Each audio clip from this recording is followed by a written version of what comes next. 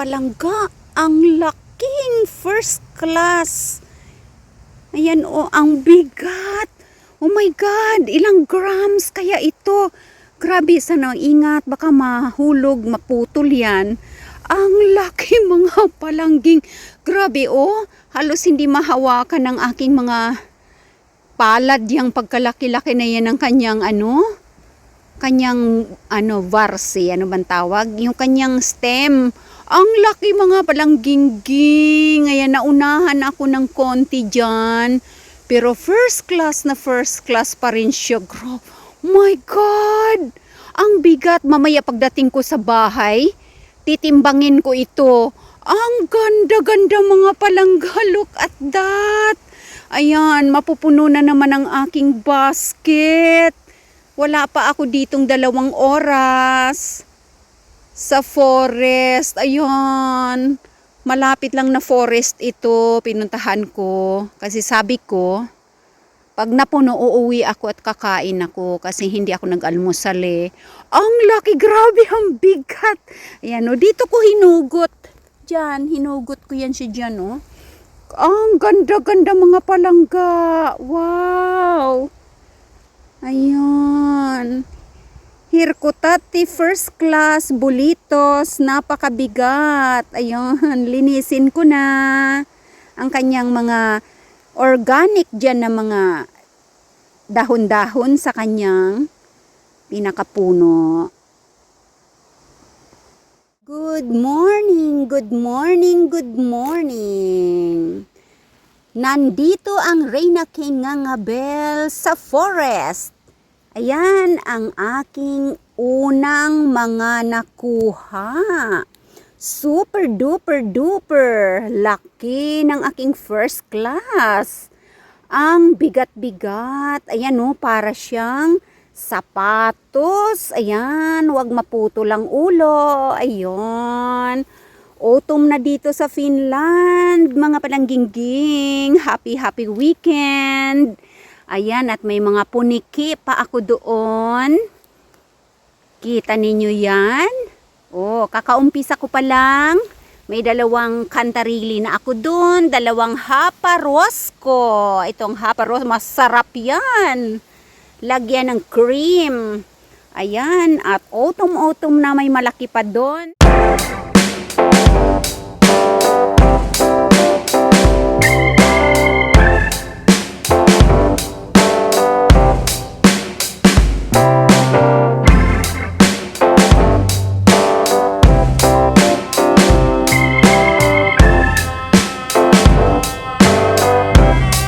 Oh my God! Ang lalaki nito. Walang pumunta dito.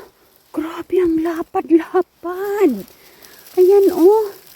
Ang laki. Walang nakagawi dito. Kasi ako rin, hindi rin ako gumawi dito. Grabe, 3rd class na ito mga palangga. Ayan, ang laki, ang bigat-bigat. Ginoong mahaba, Ginoo. Wow na wow. Ang ganda ng pagkatubo kasi walang worm. Hindi sila kinain ng worm. Malinis dito kaya nag 3rd class na siya.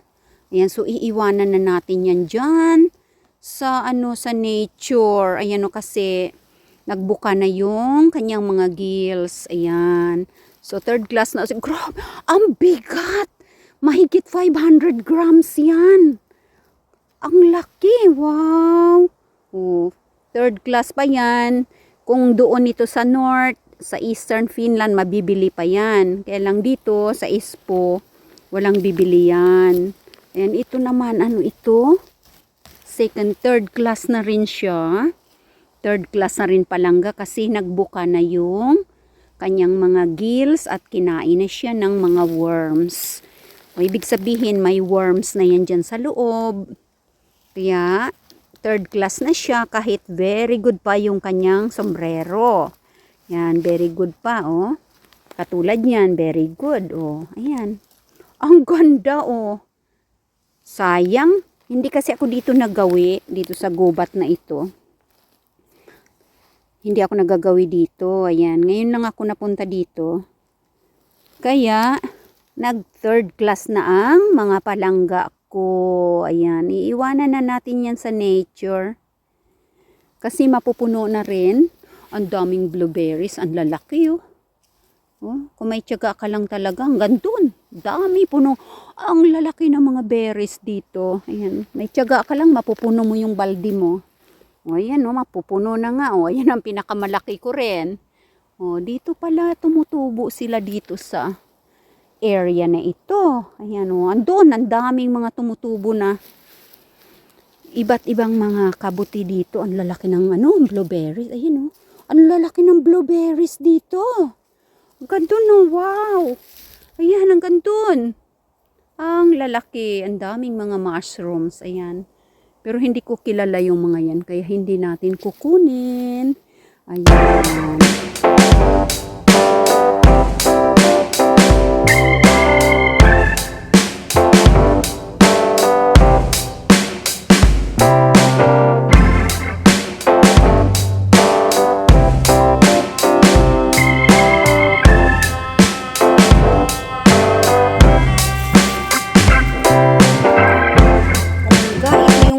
Na pitas ngayon.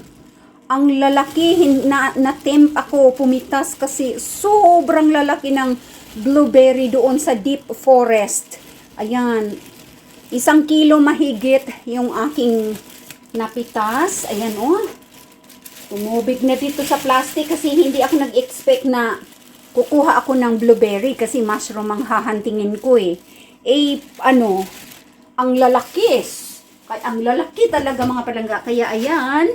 Oh, mayroon pa akong konting dyan.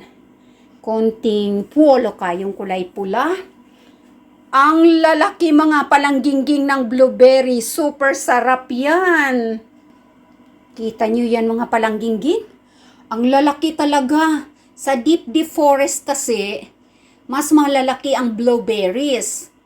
Kasi medyo basa-basa doon yung grounds, kaya lumalaki sila ng husto. Ang dami, mahigit 1 kilo mga palangga. Wow, ang skilled ko talaga. Habang nakatuwad-tuwad ako doon, sabi ko, Sayatika, wag kang sasakit ha.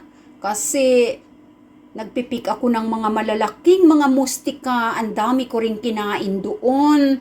Yan, para may energy ako. Tapos ang dami ko ring mushroom na nakuha ngayong araw na to. Ayan, 4 hours ako sa kagubatan today. Kasi wala akong dalang snacks. Kaya syempre umuwi na ako ngayon. Ayusin ko yung aking mushrooms. Tapos videohan natin.